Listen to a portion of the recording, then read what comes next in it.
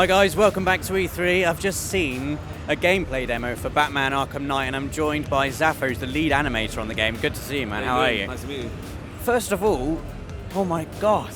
God. The visuals in that game, you've really just, gone for it. It looks like, the PS4 is, you've really pushed it to the max. Yeah, I mean, we're utilizing all the horsepower that's coming out of the new gen consoles.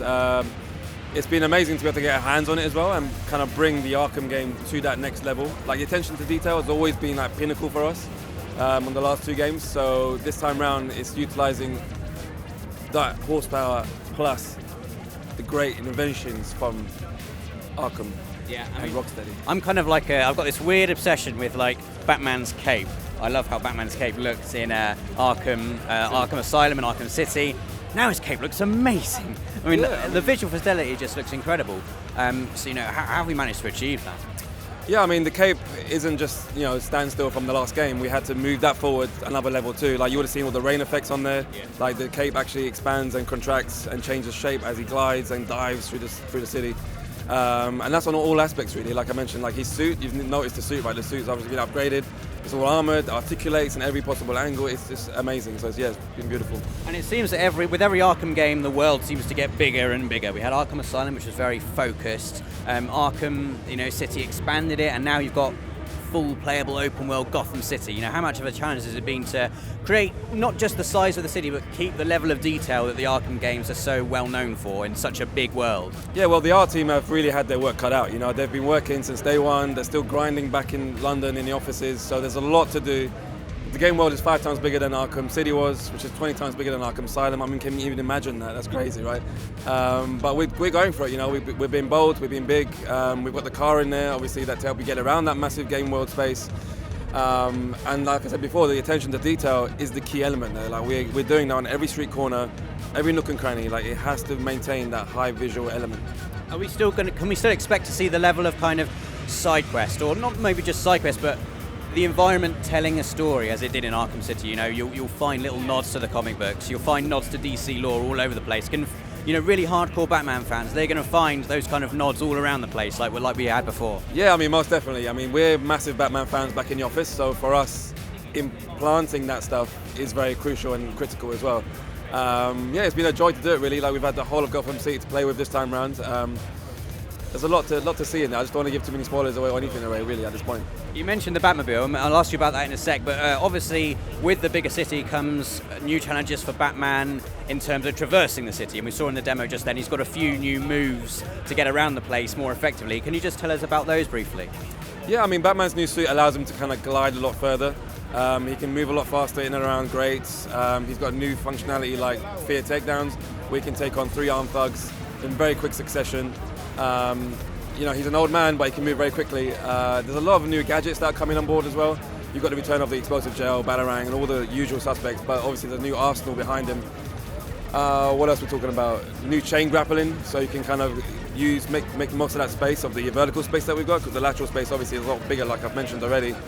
It's going to be very exciting for people to get their hands on it and glide, across the city and take in all that beautiful vista. And we're finally getting to play. Every Batman fan's dream gets to play with the Batmobile, get to drive around in the Batmobile. Could you briefly tell us, what you get to do in the Batmobile? You've got pursuit mode and combat mode, but explain how those things work.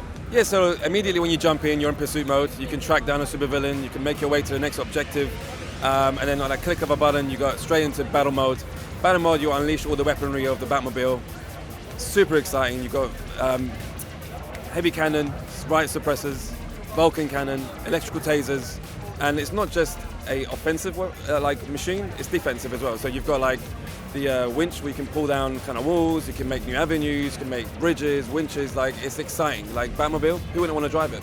And we also saw some examples of Batman combining his skills with the Batmobile in both combat and in traversal. There was a bit where it accelerated forward and you were able to use the momentum of the Batmobile to propel yourself forward and traverse the city. Yeah, I mean, the seamless kind of attitude that we've got between Batman and the car is united. It's about bringing the man and machine together, seamlessly jumping in, going to the next objective, blasting out, using the momentum of the car, going into a dive bomb, taking out some thugs, going into combat and using the car in combat as well. So you punch a guy up into the air and then the riot suppressor smashes a rubber bullet right into the guy's face.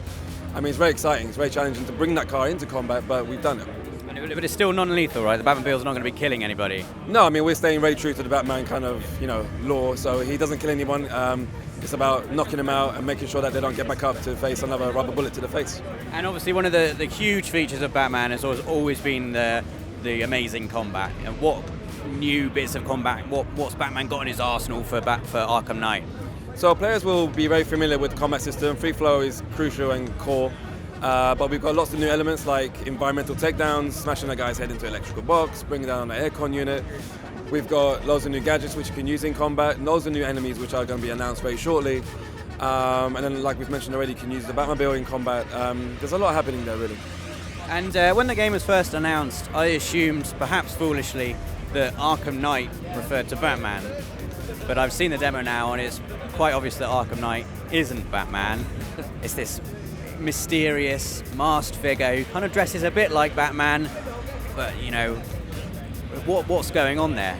He's like a darker reflection of Batman. He's a guy that's got his own vendetta. He wants to kill him, he wants to take him out, he wants to take charge, he wants Gotham to be his. But it seems he knows Batman inside out. He mentioned, don't shoot him in the big plate on the front because that's really strong. Aim here, here, here. He seems to know a lot about Batman's armor and how he operates. Yeah, I mean, he's a guy that's done his homework. He doesn't want to face the big Batman without knowing what he's coming across. So yeah, that's why he kind of mirrored himself in a darker kind of attitude. He's got the cowl, he's got the ears, but he's bringing a massive military force into Gotham, and that's the big kind of anticipation and kind of how is Batman going to tackle this. And like we mentioned already, he's suited up, armored, got the car.